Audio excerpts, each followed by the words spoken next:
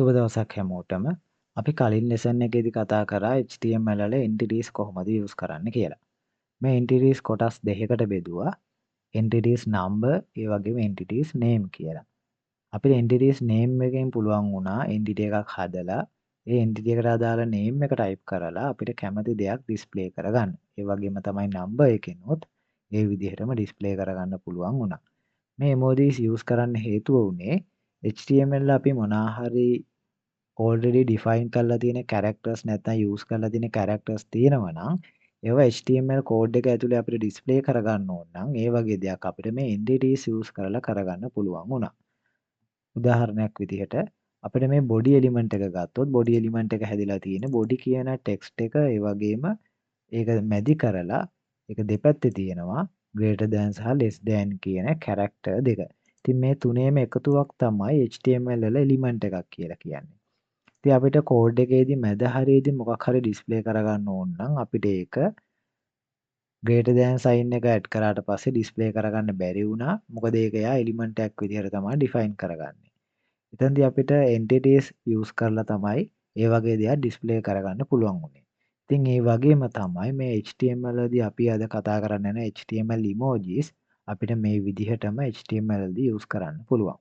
මේ emojis කියන එක ඔයාලා දැන්ටමත් දන්නවා. අපි use කරන ඕනම ස්මාර්ට්ෆෝන් එකක කීබෝඩ් එකේ අපිට බලා ගන්න පුළුවන් emojis කියන දේවල්. මේ emojis වලින් අපිට පුළුවන් කාට හරි මැසේජ් එකක් යවනවා නම් ඒ මැසේජ් එකේ අන්තර්ගතය නැත්නම් මේ මැසේජ් එකෙන් අපි මීන් කරන්නේ මොකක්ද කියලා එක්ස්ප්‍රෙෂන් එකක් වගේ දෙයක් එයාට අඟවන්න පුළුවන්. ඉතින් මේ emojis ඇත්තටම HTML වලත් ගොඩක් කල් ඉඳන් use වෙච්ච දෙයක්. මේක ස්මාර්ට්ෆෝන් වලට විතරක් විශේෂ වුණ දෙයක් නෙමෙයි. ඉතින් මේ emojis අපිට HTML display කරන්න පොඩි දේවල් ටිකක් ඇඩ් කරගන්න වෙනවා. ඊට කලින් මම ඔයාලට Google එකේ search කරලා පෙන්නන්නම් මොනවද මේ HTML emojis කියන්නේ කියලා. ඉතින් HTML emojis කියලා Google එකේ search කරාට පස්සේ මේ වගේ website කිහිපයක් බලා ගන්න පුළුවන්. එතෙන්දී මම random එක website එකක් select කරගන්නවා. මෙතනදී ඔයාලට පේනවා ඇති මේ emojis අපිට keyboard එකකත් බලා ගන්න පුළුවන්. ඉතින් මේ emojis අපිට මේ විදිහට click කරලා ඒක copy කරලා අපිට පුළුවන් HTML වලදී මොකක් හරි එලිමන්ට් එකක් ඇතුළට මේක ඇඩ් කරගන්න. ඉතින් මේක ඇඩ් කරලා සේව් කරාට පස්සේ ඔයාලට පේනවා ඇති ඒකේ අවුට්පුට් එක අපිට මේ විදිහට බලා ගන්න පුළුවන් වෙන්නේ නැහැ. ඒක මොකක් හරි කෝඩ් එකක් තමයි ඩිස්ප්ලේ වෙන්නේ. ඉතින් මේ විදිහට HTML වල emoji එකක් ඩිස්ප්ලේ කරන්න මේ විදිහට emoji එක paste කරාට විතරක් මදි. අපි HTML ෆයිල් එකේදී කියන්න ඕන අපි මෙතනදී emojis use කරන්න ඒකට අදාළ character format එකක් use කරනවා. ඒ use කරන character format එක මේක කියලා අපි යාට identify කරලා දෙන්න ඕන නැත්නම් config කරන්න ඕන. ඒක අපි කියන්නේ head element එකේදී. head element එකේදී අපිට use කරන්න පුළුවන් මම කලින් lesson වල කිව්වා වගේ meta element එක. ඉතින් මේ meta element එකෙන් අපිට පුළුවන් HTML ෆයිල් එකක අමතර තොරතුරු නැත්නම් HTML ෆයිල් එකේ අපි use කරන දේවල් config කරගන්න. මෙතනදී මගේ ID එකේ suggest වෙනවා වගේම මම character set එක මේ විදිහට define කරගන්නවා. මේ UTF-8 කියන character format එක තමයි අද වෙන විට ගොඩක් HTML ෆයිල් වල use වෙන්නේ. ඉතින් මේ character format එක use කරලා තමයි අපි මේ emoji එක display කරන්නේ. ඉතින් ඔයාලට පේන්නේ නැති මේ emoji එක display වෙන්න ගත්ත අපි මේ character format එක define කරපු ගමන්. ඉතින් ඔයාලට මෙතනදී idea එකක් එන්නේ නැති මේ character format එක හරහා තමයි අපි මේ emojis display කරන්නේ. ඉතින් මේ emojis අපිට විවිධ විදිහට define කරන්න පුළුවන්. මෙතනදී අපි emoji එක directම copy කරලා තමයි මෙතන display කරේ.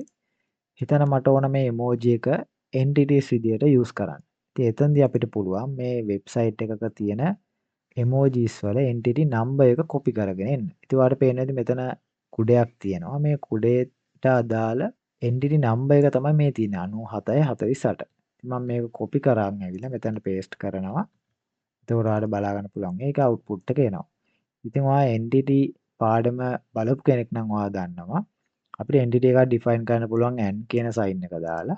එතනදී අපි entity number එකක් define කරනවා නම් and එකට පස්සේ hash එක දානවා. ඊට පස්සේ තමයි අපි entity number එක define කරන්නේ. ඊට පස්සේ ඒක අවසන් වෙනවයි කියලා කියන්නේ අපි semicolon එක පාවිච්චි කරනවා.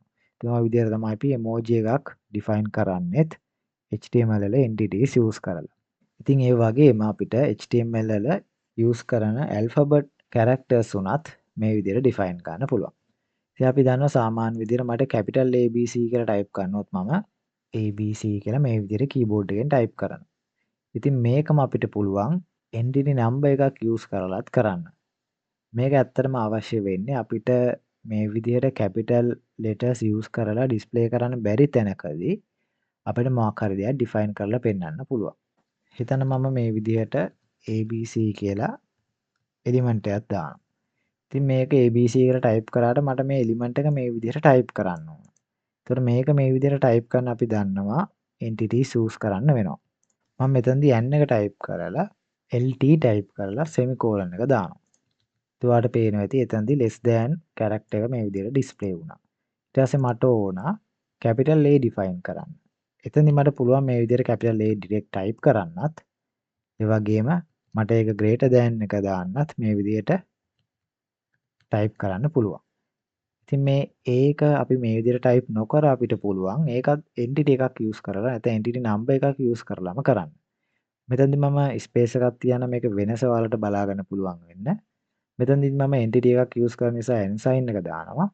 ඊට පස්සේ මම මෙතනදී entity number එකක් define කරන නිසා hash එක දානවා. ඊට පස්සේ capital A වලට අපිට use කරන්න පුළුවන් 65 කියන number එක 65 කියලා දාලා මම semicolon එක දානවා. ඉතින් ඔයාලට පේනවා ඇති එතකොට ඒ character එක capital A කියන character එක මේ විදිහට define වුණා.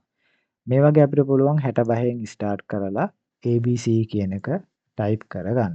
ඔයාලට පේනවා ඇති ABC මේ විදිහට type වුණා. ඉතින් මේ විදිහට පුළුවන් අපි HTML entity lesson එකේ ඉගෙන ගත්ත දේවල් use කරලා HTML වල emojis define කරගන්න. ඉතින් මේ lesson එකෙත් ඔයාලට පැහැදිලි නැති දෙයක් තියෙනවා නම් පල්ලෙහාන් comment එකක් දාන්න අපි ඒක ඊළඟ lesson එකේදී කතා කරගමු.